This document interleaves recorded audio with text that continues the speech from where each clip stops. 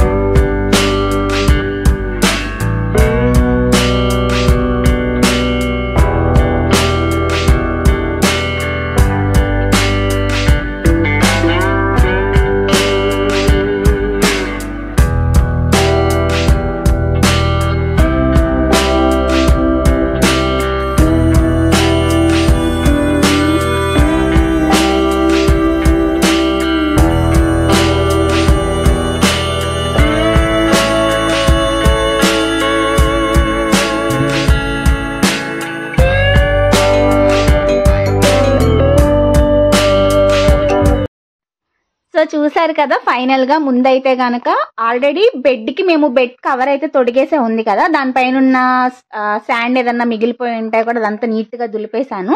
తర్వాత ఇది folding bedsheet కాబట్టి 4 సైడ్స్ కూడా ఎక్కి అటు ఇటు కింద మీద పడి మొత్తం ఎక్కించేసాను. ఇంకా పద్దాక ఊడిపోదు, మనం పైన మొత్తం దులిపేసుకోవడమే. సో అది చాలా కన్వీనియంట్ గా ఉంది.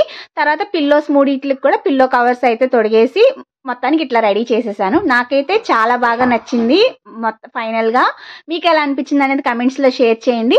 ఇప్పుడు నాకు ప్రశాంతంగా అయితే ఉంది. అంటే ఎప్పుడు పాతగా చూసి కూడా కొత్తగా కోరుకోవాలి కదా. సో వీడియో నచ్చితే do like, share, comment and subscribe. Bye bye.